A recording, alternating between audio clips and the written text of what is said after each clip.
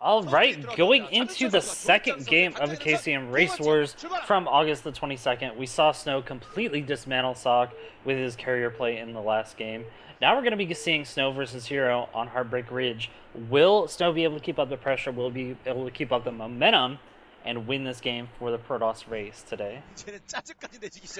Alright, starting out in the left-hand side, in the red, up 1-0 so far in this Race Wars. It's going to be Snow. And over on the right-hand side, the ZVZ specialist, but also quite good at ZVP. In the purple, it's going to be Hero. Very Zergy color, the purple. That is the ultimate Storm color. So, what I think we'll be seeing is, on Heartbreak Ridge, this is a very old, very classic map, and it really all revolves around these spokes in the middle of the map. Basically, if you kind of think of it as like a little wheel, there's going to be spokes running around the side of it, and it's going to be all about the Zerg player trying to take control of that vertical ridge right in front of the Protoss natural, and vice versa, the Protoss trying to take control of that vertical ridge out in front of the Zerg natural. And the reason for that is because you typically take that third base as an extension of your natural. There's also a backdoor area where you can mine some minerals and open up a pathway there.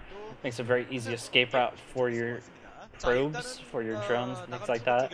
Whereas if you take the sort of the bases in the top left and the bottom right, those are sort of island bases. They don't really have a chance to evacuate if any sort of big push comes down there if you don't have the right units in place. So really nice play from Hero, just getting a couple of free hits on that probe. That's going to make his life a little bit easier in the future. Looks like it is going to be the standard Forge Fast Expand from Snow. He's was thinking about potentially playing it greedy and going for the Nexus first, but it's going to be the Forge. Once he scouts that pool first, he's not going to be stupid enough to go Nexus first. That's an easy way to lose the game for free. And will Hero actually be able to... Wow, Hero gets down the hatch for free as well, so very nice for him as well. He's going to be going straight into those Zerglings, which start pushing away this probe. And so far, really nice job of just pulling drones occasionally to make sure that he gets continual damage onto this probe, prevent it from really having full shields by the time that the Zerglings are up. And going for the Forge, then the Nexus cannon will probably be coming out next before the Gateway. Don't want to go too greedy. But if you scout your opponent makes 0 lings, you can definitely go for the Gateway first. However, in this particular case, he sees the lings, he's going to be making the cannon, and just trying to delay for as long as possible with that probe, trying to just be annoying. And so basically we have found ourselves in a pretty standard game. It's going to be Triple Hatch versus the Forge Fast Expand. This is the classic... This is the most classic ZVT that you can actually imagine. Wow, is this cannon not going to be up on time? Wow, okay. That is a little bit unfortunate, letting that ling just get straight in. So this is going to be free scouting information from Hero, also going to allow him to put on a little bit of pressure and just be annoying for the next couple of minutes.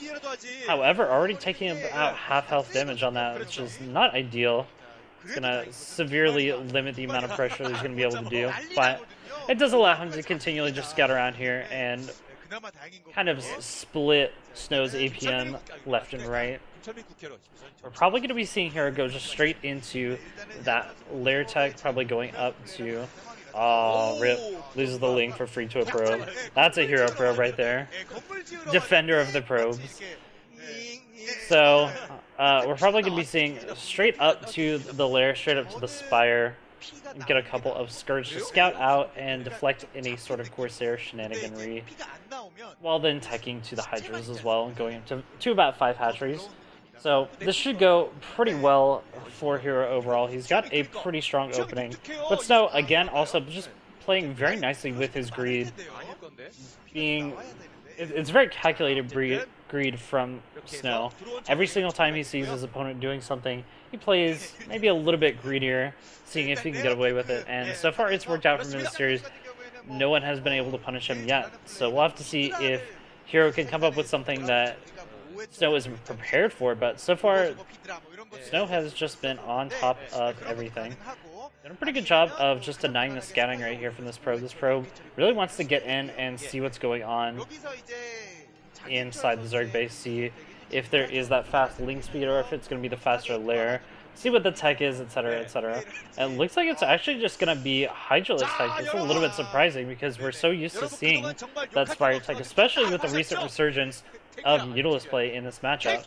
However, it is going to be that Hydra play, so we're probably going to be seeing a lot of pressure coming out pretty soon. Maybe a 5-hatch Hydra build. It's going to be very devastating to actually deal with. And at the same time, though, Snow really desperately wants this information, so he's going to go ahead and move out with a couple more Zealots as well to try to get just a little bit of pressure out on the map. And once this Corsair comes out, he's going to have all the information he really needs. So going up to 5 hatcheries, this is the classic 5-hatch Hydra build that is very, very strong, gets lots of pressure out on the map, and honestly, I really like that play because it's a very smart thing to do. As I said, this map is all about taking control of that high ground area, so if you can go ahead and have a gigantic force early on, gigantic ground force, and take control of the ground areas out on the map, it's going to allow you to have much more freedom and control over whether or not the Protoss player gets a third base, how you can protect your own third base, etc., etc. If you have a very mobile army, it's good, but it's still difficult to really stop the positioning from your opponent if they get actually good positioning. A couple Lings running by into the main of the Protoss player. They're just going to be annoying and maybe pick off a couple probes, get a lot of scouting information in. And he's not going to see anything out of the ordinary, so this isn't like an amazing god tier scout or anything, but it is nice. It's just one of those nice things. Killing off quite a few probes though, and this has been overall very, very good for Hero. He's getting a lot of economy up behind this. He's probably going to be spamming out tons and tons of Hydra once he gets the proper saturation that he wants, and only 2 Corsairs coming out from Snow. A bit surprising to see only that amount, but after scouting the fast out the fast Hydralisk Den, that's probably a little bit of a better idea for him. He doesn't really need a lot of Corsairs. He'd rather just have a little bit faster tech, a little bit faster gateways, just hold off this gigantic ground army that is coming his way. So, good adaptation, good pivot from him. And now we're going to see the Hydra start coming out from Hero. He's going to be blasting up in supply quite soon. So normally Protoss is actually up by a little bit of supply throughout this entire matchup. We usually expect to see Protoss up by 10 to 20 in the early game. Maybe sometimes as high as 30 in the mid game. But in this particular case, because Zerg is going to be getting so many early units early on, we're actually going to see about even supply. Zerg may even pull ahead, a little bit ahead in the supply as well. So this is overall really nicely done. And I like that Stone is doing a really good job keeping these Corsairs active, just making sure to scout any stray overlords that are just streaming out across the map. But here comes the pressure. There's a lot of pressure out on the map right now, and is Storm on the way? That's really what we want to know. So Hero's just going to open that up, and he's just going to go straight in. He's going to snipe one of the cannons and then pull back. Actually, he's going to snipe both the cannons, so 2 cannons down already. He's going to be able to snipe off quite a lot of these Zealots as well. He's going to be going in, trying to snipe off yet another cannon. Is he going to be able to actually break this, though? He doesn't quite get the cannon, so that's a little bit of a problem for him. He's lost a lot of Hydralisks in this engagement so far, but the GTs are here. However, Overlord's in position. They're going to easily be able to push this away and chase this down quite a bit. Are the storms ready? That's what I really want to know, because it's all going to be about the storms the next couple seconds. If the storms are up and good storms land, this could be absolutely major, but it's all going to come down to control in the next couple of seconds. Looks like instead Hero deciding to pull back, maybe just go ahead and start to tech up. This pressure was very good and put a lot of pressure on his opponent. However, I'm a little bit dubious about this strong of an investment into Hydralisk without actually getting any damage done. It makes me a little bit worried for Hero going into the mid game. He was able to take control of the middle of the map and keep his opponent pinned back, but still tacking on a ton of gateways, and he's going to have a lot of storms coming up in the next couple minutes. So it's not going to be hard for him to take a third if he wants to. However, because there was such strong pressure out on the map early on, it's going to allow Hero to basically control the center of their map for as long as he possibly can. He sees this move out coming out, so he's going to try to intercept these Zealots. I'm not sure about this counterattack. This is a big part of Snow's army. I don't think you want to send these out for a counterattack or anything this early in the game. It's going to take some free damage on the Zealots. A little bit questionable there. Really, we're just looking for a lot of Dragoons to add to this army now, because Dragoons are really the backbone of a big Protoss army. If you can just sit back and wait for a ton of Dragoons and add on a couple Zealots to follow up, you're going to be in a fantastic position as the Protoss player.